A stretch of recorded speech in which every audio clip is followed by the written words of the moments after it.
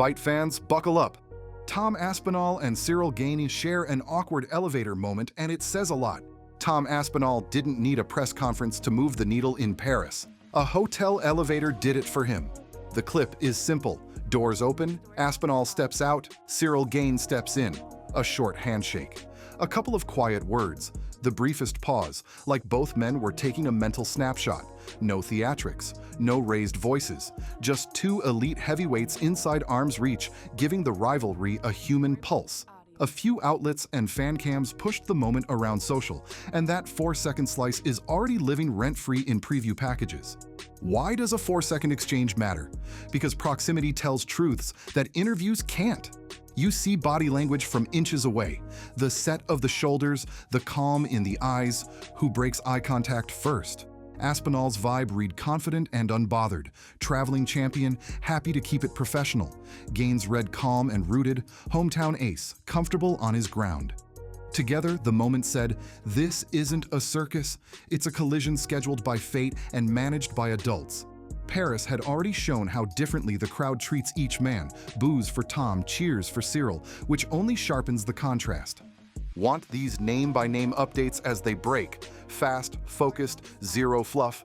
Subscribe and tap the bell so you don't miss the next clip or matchup twist. For context, Paris also gave us a quieter lobby conversation days earlier.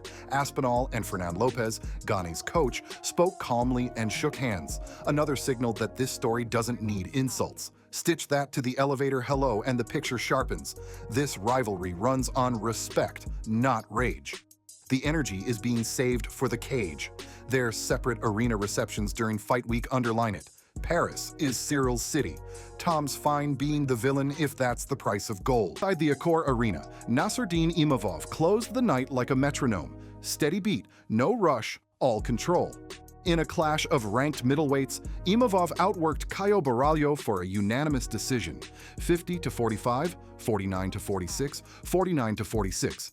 The win capped a perfect 5-0 sweep for French fighters and helped tie the modern-era UFC record for most finishes on a single card, 11. Imavov's plan was patient violence. He owned the long line with the jab, added short, crisp combos, and never overcommitted on exits.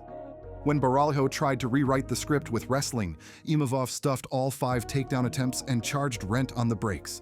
Round 3 offered Caio's best window, more volume, better entries, but the Frenchman cooled it with the same footwork and distance reads that won the first 10 minutes. By championship time, Imavov was banking minutes like a pro. Then came the microphone and 3 words built for posters. I am. Next, he pointed his claim straight at Khamzat Chimaev. Debate the timing if you like, but the optics were undeniable. Headliner wins clean at home, France sweeps, highlight reels hum, contender speaks with no stutter. At minimum, Imavov forced the conversation into the front office. Eliminator next, or straight to the champion? Even Chimaev acknowledged the performance online with a good fight, which isn't a promise, but keeps the door open. It was shaping up to be a thesis night for fighting nerds. Instead, the lab met live fire. First, Borralho ran into a patient surgeon and dropped his first UFC bout. No spiral, just never grabbed the tempo.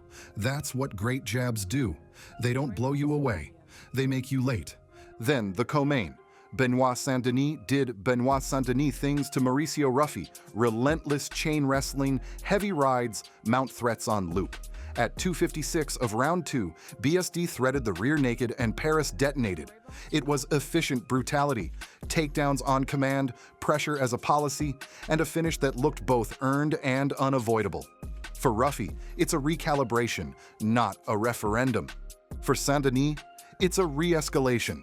Back-to-back wins since the rough patch against Dustin Poirier and Renato Moicano, and a fresh claim to any high-stakes European slot. 2 takeaways for the tape room crowd. 1, reads must land as damage. 2, cardio is the permit that lets your reads keep happening. Imavov denied Caio's setups by beating him to neutral spots. BSD denied Ruffy's rhythm by deleting oxygen. Smart loses to smarter only when smarter shows up as pace, pressure, and points. Carlos Prates wasn't booked at UFC Paris. He still made ceremonials go viral. The Brazilian welterweight crossed the Atlantic to corner his teammate Caio Borralho, as the fighting nerds often do in packs. Near the stage, Prates and Imavov's agent traded words that escalated to a near brawl before staff and cornermen grabbed Prates and shut it down. No punches thrown, no melee, just a hot moment that spiked the room and poured gasoline on main event day. Does it change rankings? Number. Does it change storytelling? Absolutely. Prates' identity, edgy pressure fighter who says what he thinks, now intersects with Imavov's orbit, the camp built on quiet, methodical prep. That contrast sells. Even if nothing comes of it in the short term, producers just got free B-roll for a future card. Fan cams caught it from multiple angles for the socials too. Bryce Mitchell calls out Ilia Topuria's round earth stance, wants a debate. Because MMA refuses to be predictable, the weekend also produced a microphone moment far from the rankings board. Bryce Mitchell called out featherweight champion Ilia Topuria, not for a fight, but for a public debate about the shape of the earth. Mitchell framed it as a faith versus indoctrination issue and said, "Even though you say you're a Christian, you believe the indoctrination you were taught in school over the Word of God? I'd like to have a debate with you about the shape of the earth." No bout attached, just a challenge and a camera. It's classic Bryce, unexpected, conviction-heavy, designed to keep his name echoing in rooms where title shot conversations happen. What happens next is up to Topuria. Shrug it off with a one-liner, or toss back a joke and keep the bit alive. Either way, the clip cut through a crowded news cycle because curiosity always does. His original video snippets and reposts are already bouncing around IG and YouTube. Proximity sells. That elevator clip between Aspinall and Gane will anchor future previews. Fans don't only want sound bites, they want closeness. Two heavyweights sharing air and choosing composure over spectacle while still radiating risk. Tape smarts need teeth.